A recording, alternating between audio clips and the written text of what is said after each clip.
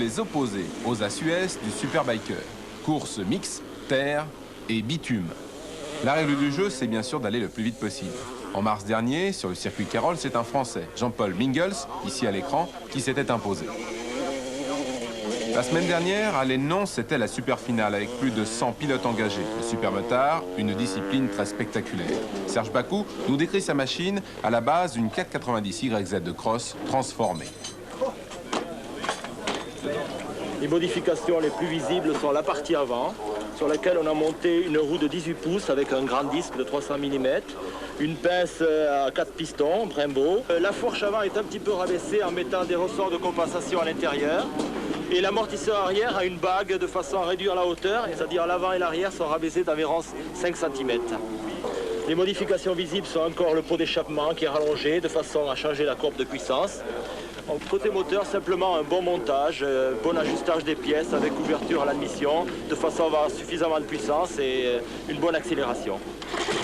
Gilles Picard, lui, utilisait sa Cagiva 750 du Paris-Dakar. Dans cette nouvelle discipline, il n'existe pas de machine idéale, mais l'important, ce sont les gros freins, des amortisseurs abaissés et des pneus adaptés au tracé terre et bitume. La terre, elle est tassée, c'est de la glaise. Et puis après, on tombe dans les cailloux, tu vois, tout petits cailloux ronds. Alors, tu commences à avoir de l'adhérence dans la terre et d'un coup, tu arrives dans les cailloux. Alors là, tu es complètement en vrac. Alors, le choix de pneumatique, c'est quoi, en fait? Alors, moi, je pense qu'on va mettre ça, là. On va mettre...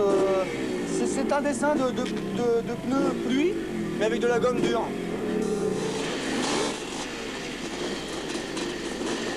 Jean-Paul Mingels, André Malherbe, Mike Effet, Danny Laporte, 2 Américains, un Français, un Monégasque, en première ligne. Premier virage, Mingels est en tête, mais Malherbe va très vite se détacher. Le double champion du monde de motocross semble très à l'aise sur le bitume. Mingels, quant à lui, connaît déjà des problèmes de pneumatique. Malherbe, devant, tout en finesse. Au raccord de bitume, Mingels derrière, tout en force et en wheeling. Et dans le paquet, ça bagarre ferme.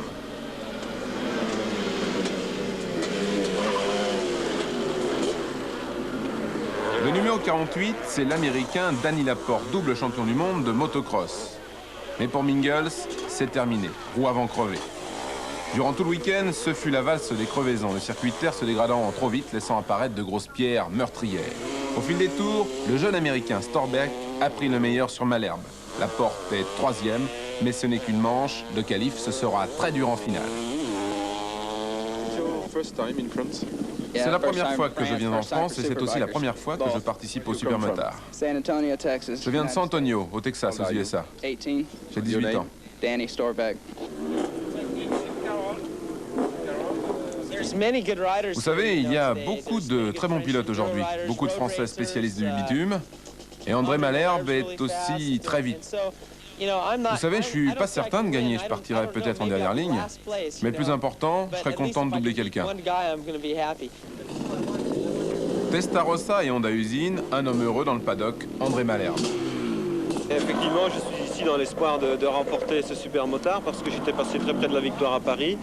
Et bon, ben, en plus, comme je l'ai dit, je m'amuse très bien dans ce genre de compétition, donc on va essayer d'allier le plaisir avec l'utile. Ça vous tente pas d'aller à Carlsbad aux États-Unis? Vous savez qu'il y a un Supermotard là-bas. Moi, j'ai déjà participé 2 fois à Carlsbad. J'ai fait une seconde et une 3e place. Et effectivement, c'est une très belle ambiance, c'est un circuit, un très beau circuit, très agréable à rouler. Et c'est sympathique. Et les circuits français, vous trouvez qu'ils sont à la hauteur par rapport aux États-Unis? Je pense que la partie terre devrait être plus soignée. Voici la machine victorieuse, la seule moto d'usine du parc, une Honda Cross 85 transformée. Et gros avantage, son moteur dispose d'une boîte 5 vitesses. Avant la finale, on chauffe les pneus. 6 pilotes peuvent gagner. Malherbe, Laporte, fait les tenants Pidou, Storbeck, Mingels, malchanceux. Ouais, très dur parce que je suis en 10e ligne. Attention, dans le départ. La tension monte. Départ, moteur en marche, main sur le casque pour éviter la triche. Jean-Paul Mingels est tendu pour gagner, il doit remonter 20 pilotes.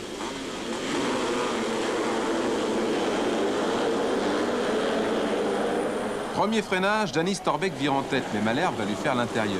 Mingels, dossard numéro 1, est déjà 7e. Et Bakou dans tout cela. Victime de crevaisons multiples et casse-moteur, le Grand Serge n'a pas été qualifié. À l'entrée du circuit de terre, André a pris les devants. Storbeck est 2e. Quant à Jean-Paul Mingels, il est déjà revenu sur les hommes de tête. Le 84, c'est l'étonnant Pidou, pilote d'enduro qui placera la première moto européenne, sa Husqvarna, en 3e position. Et c'est de nouveau l'abandon pour Mingels, roue avant crevé. Malherbe a course gagnée. Laporte est encore 2e avant d'abandonner. Et c'est Mick Effet qui allait décrocher la 2e place. Week-end riche en rebondissements et crevaisons multiples. Allez de nom. Pidou termine sans frein arrière. Quant à André Malherbe, il portera le numéro 1 en 87. C'est lui le super motard.